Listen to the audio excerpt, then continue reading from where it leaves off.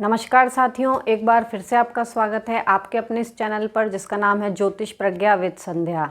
और साथियों, आज हम एक अलग टॉपिक के बारे में बात करने जा रहे हैं कि मतलब अगर हमको न्यायिक सेवाओं में, उच्च सेवाओं में जज या वकील या उससे अधिक ऊपर हाई पोस्ट की अगर हमें नौकरी पानी है तो उसके लिए हमारे कुंडली में क्या क्या योग प्रबल होने चाहिए।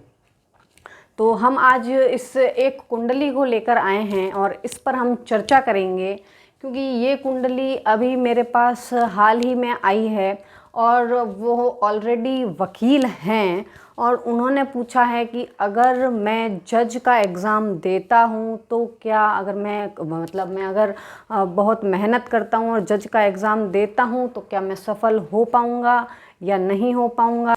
उससे पहले मैं आपको बता दूं कि सबसे अधिक महत्वपूर्ण जज और न्यायिक सेवाओं के लिए जो प्लैनेट माना जाता है वह माना जाता है शनिदेव को, क्योंकि शनि को हम न्याय का देवता कहते हैं। इसीलिए शनि उस जातक की कुंडली में हमेशा बहुत शुभ स्थिति में होना चाहिए। अगर कोई भी जज, वकील या न्यायिक सेवाओं में जाना चाहता है तो सबसे फर्स्ट आपको शनि की पोजीशन देखनी पड़ेगी कि उसकी कुंडली में शनि किस पोजीशन में है, कहाँ विराजमान है, कहाँ उनकी दृष्टियाँ पड़ रही हैं और कितने डिग्री पर वो बैठे हैं, कौन सी राशि में बैठे हैं। यह सब बातें सबसे पहले जानी जाएगी और उसके बाद काफ़ी कुछ पॉइंट्स हैं जो हमें कुंडली में देखने होते हैं। तो चलिए आज हम चर्चा करते हैं। यह एक कुंडली है जो कि तुला लग्न की कुंडली है। और एक जो बात सबसे पहले कि लग्न हमारा सबसे अधिक पावरफुल होना चाहिए। यहाँ हम बात करेंगे, इनकी तुला लग्न की कुंडली है। तुला लग्न के स्वामी शुक्र होते हैं और शुक्र स्वयं की राशि में यहाँ इनके लग्न में ही स्थित है। सबसे बड़ी बात कि अगर आपका लग्न मजबूत होगा, यानी कि लग्न आप स्वयं किस तरह के हैं, आपकी पर्सनैलिटी किस तरह की है, और आपका अगर लग्न मजबूत नहीं है तो अगर हम कहीं जज या न्यायिक सेवाओं में जाते हैं तो उस जातक को काफ़ी कुछ फैसले सुनाने पड़ते हैं, काफ़ी कुछ दोनों पक्षों का सुनना पड़ता है। तो जातक का जो विवेक है, बुद्धि है, बहुत ही स्थिर होना चाहिए। वह बहुत शांत स्वभाव का, धीर गंभीर प्रवृत्ति का, ताकि वह दोनों पक्षों को सुन सके, दोनों पक्षों की सुनवाई कर सके और अपना फैसला दे सके। और बुद्धिमान तो वो होगा ही। तो यह सब हमको उसके लग्न से देखा जाएगा कि उसका अगर लग्न ही कमज़ोर है तो वह जातक की स्वयं की पर्सनैलिटी क्या होगी और वह क्या फैसले सुनाएगा। तो सबसे फर्स्ट कि लग्न बहुत मजबूत होना चाहिए। तो अगर लग्न के स्वामी जो हैं वह 1, 4, 7 और 10 में कहीं भी मजबूत होकर स्थिति में विराजमान होंगे तो वह जातक का लग्न काफ़ी प्रबल माना जाएगा, जो कि एक न्यायिक सेवाओं की तरफ ले जाने के लिए बहुत महत्वपूर्ण कदम होगा। तो जैसा कि आप इस कुंडली में देख रहे हैं कि यहाँ ये इनका लग्नेश जो कि स्वयं लग्न के अंदर विराजमान है और अपनी ही राशि में, और 11 डिग्री के, यानी कि डिग्री वाइज भी काफ़ी मजबूत स्थिति है उनकी, तो वह यहाँ विराजमान है। तो यह एक प्लस पॉइंट कहा जा सकता है। और सबसे बड़ी बात कि वीनस हैं शुक्र जो कि लग्जरी का कारक माना जाता है, लाइफ में लग्जरी देता है। तो वैसे भी जो ये जातक हैं, इन जातक की लाइफ में लग्जरी तो है ही सही, उनके पास मकान, गाड़ी, घोड़े, वाहन, उसकी कोई भी कमी कभी भी नहीं आएगी इनको।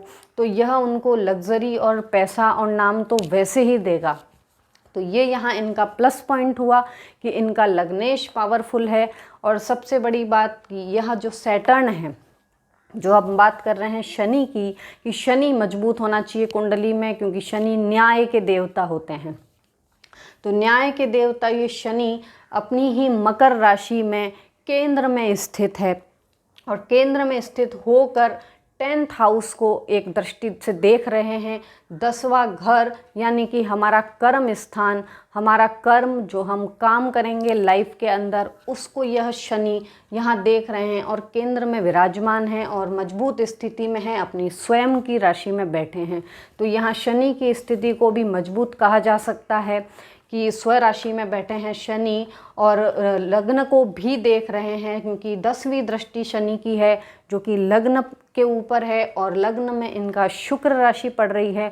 शुक्र जो कि शनि के मित्र ही माने जाते हैं, तो यहाँ ये अपनी मित्र की राशि को देख भी रहे हैं, तो लग्न को थोड़ा सा और बल मिल रहा है और शनि 10वें घर को भी देख रहे हैं, तो कर्म स्थान पर शनि का प्रभाव जरूर पड़ता है, क्योंकि शनि की तीसरी दृष्टि छठे घर पर भी पड़ रही है।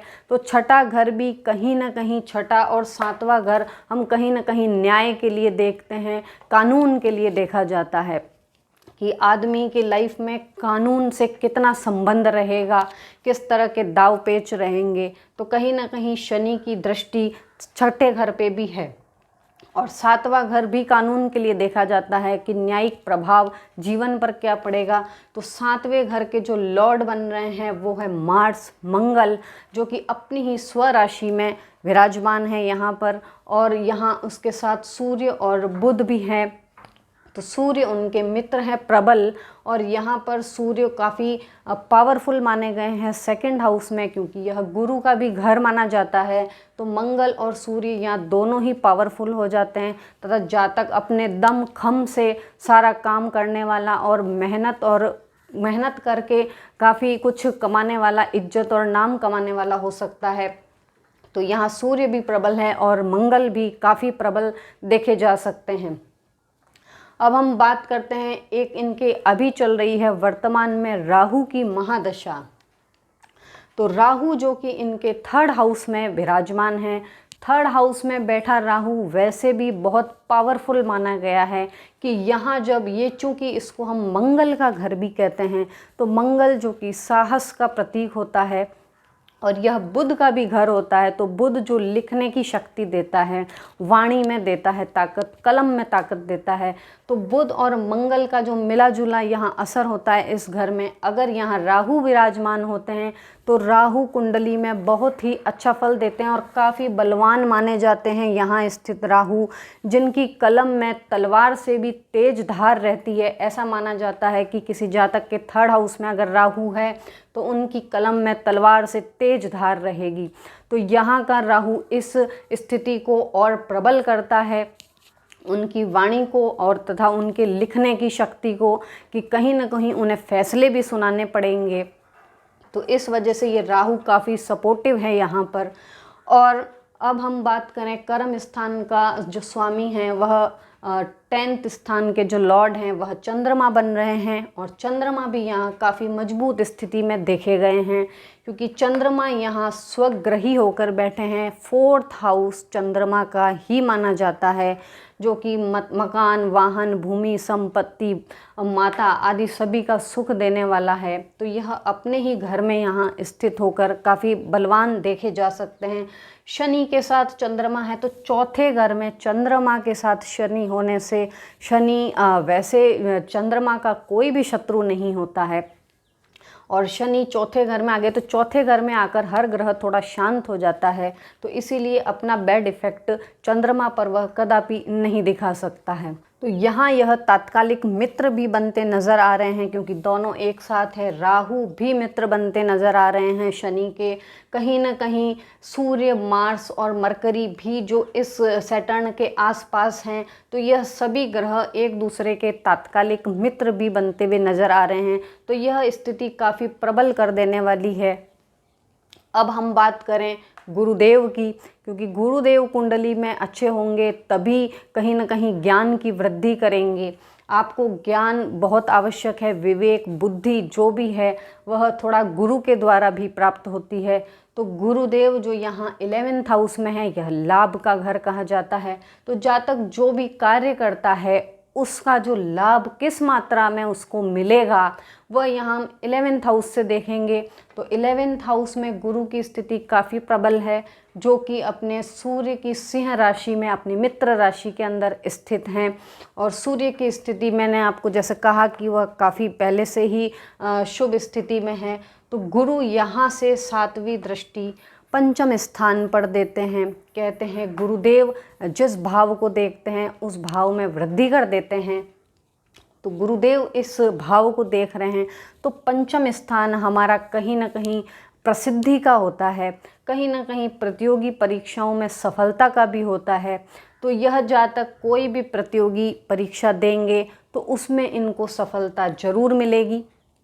और यह प्रसिद्धि का बहुत बड़ा घर होता है, तो प्रसिद्धि जातक को अपने लाइफ में अवश्य दिलाएगा, क्योंकि इनके सारे प्लैनेट्स की स्थिति इसी तरह से बन रही है कि जातक को सुख संपत्ति के सारे साधन और साथ में प्रसिद्धि भी पूर्णतया मिलने के योग नज़र आ रहे हैं। और एट प्रेजेंट जब उन्होंने पूछा है कि अभी जैसे आगे एग्ज़ाम होने वाले हैं तो क्या सफलता मिल सकती है उन्हें, तो जी हाँ, मैं कहूँगी कि अभी इनका राहु महादशा के अंदर चल रहे हैं कहीं ना कहीं।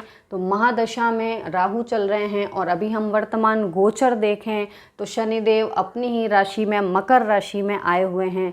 तो यहाँ इनकी मकर राशि है, तो यानी कि स्वयं की राशि के देवता जो शनि, वह स्वयं ही अपनी राशि में एक तरह से अभी केंद्र में विराजमान है। तो एक तरह से शश योग बन रहा है कुंडली में, और जहाँ से बैठ के 10वीं दृष्टि कर्म स्थान पर तुला राशि में देंगे वो, तो वहाँ पर वह उच्च की दृष्टि डालेंगे। तो कार्य के क्षेत्र में अभी उनको काफ़ी प्रबल वृद्धि के योग हैं, यानी कि अभी अगर वो एग्ज़ाम देंगे इस समय तो काफ़ी उनको सफलता मिल सकती है।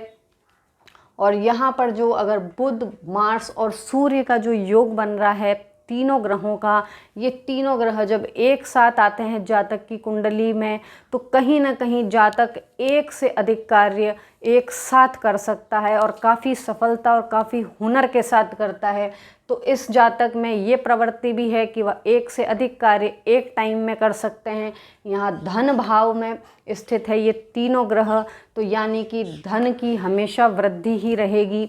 इनके कोई भी कामकाज में कभी भी कहीं अड़चन नहीं आएगी, तथा जिस कार्य में ये हाथ डालेंगे उस कार्य में इनको सफलता जरूर मिलेगी। तो मैं इस कुंडली के आधार पर ये कह सकती हूँ कि आगे आने वाले भविष्य में यह एक न्यायिक सेवाओं में व्यक्ति जा सकते हैं जातक, और यह जज भी बन सकते हैं, क्योंकि इनकी कुंडली में प्रबल योग दिख रहा है। मेन शनि का जो दिख रहा है कि शनि यहाँ 10वें भाव पर दृष्टि दे रहे हैं, तो शनि न्याय के देवता माने जाते हैं। काला रंग जिनका कारक होता है, इसीलिए वकीलों का, जज के कोर्ट का रंग भी काला ही देखा जा सकता है। तो प्रबल स्थिति शनि की देखी जाती है, लग्न की देखी जाती है कि आपके लग्न में कितनी पावर है। तो लग्न से ही जातक की विवेक और बुद्धि का पता चलेगा, तभी वह न्याय कर पाएगा सबके साथ में। तो यह सब स्थितियां देखते हुए हम इस निष्कर्ष पर पहुंच सकते हैं कि यह जातक भावी जीवन में आने वाले टाइम में अच्छा जज या न्यायिक क्षेत्र में अच्छी पोस्ट पर जा सकता है। तो आप भी अपनी कुंडली से मिलान कर सकते हैं कि आपकी कुंडली में जज बनने के योग हैं या नहीं हैं। आज के लिए बस इतना ही। आगे इसी तरह के और वीडियोस में आपसे मुलाकात होती रहेगी। तब तक के लिए मेरे चैनल को लाइक, शेयर और सब्सक्राइब करना मत भूलिए। नमस्कार।